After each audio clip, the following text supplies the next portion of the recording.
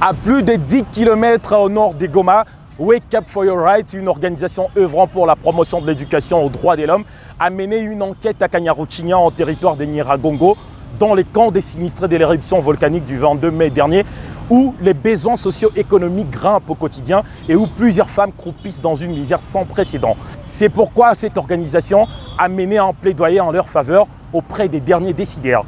Les détails dans ces dossiers préparés par votre magazine. Au bout de 48 heures, Wake Up for Your Rights a rencontré plus de 200 femmes dans ce camp des sinistrés, parmi lesquelles plusieurs ont perdu leur petit commerce et vivent dans des conditions précaires, comme le déclare ici cette sinistrée qui en appelle à une assistance.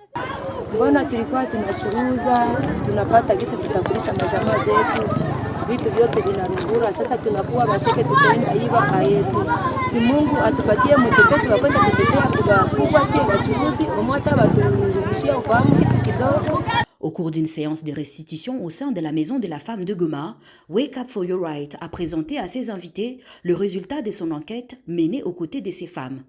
Judith Baouma, coordonnatrice de cette organisation, nous fait le point sur le résultat de la dite enquête. La plupart de ces femmes-là ont du mal à pouvoir encore mettre debout leur activité commerciale parce que, selon elles, elles ont tout perdu et malheureusement, elles ne savent pas par où commencer pour pouvoir tout reprendre à zéro. Elles ont du mal aussi à vivre. Elles vivent dans de mauvaises conditions et n'ont rien. Elles ne savent pas par où commencer pour pouvoir tout mettre en marche. Et aussi, il y a aussi une sorte de discrimination auquel elles font face quand il y a par exemple la distribution des dons pour pouvoir les aider. C'est seulement celles qui sont chanceuses qui y accèdent. Outre le résultat, un certain nombre de recommandations a été formulées aux décideurs en vue de disposer des abris confortables ainsi que de prêts non remboursables à ces femmes, ajoute-t-elle. Les recommandations est qu'il y ait à leur disposition des abris, un abri vraiment confortable.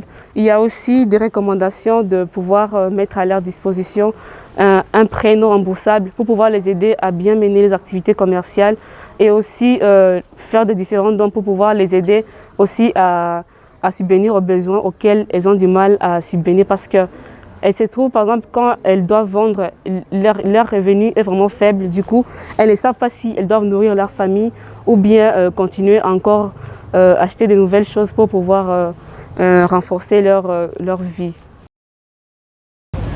Aux autorités, philanthropes et décideurs, les renforcements des actions de ces femmes sinistrées dont les petits commerces ont été affectés par les affres de l'éruption volcanique nécessitent une relance socio-économique. À très vite pour un nouveau numéro.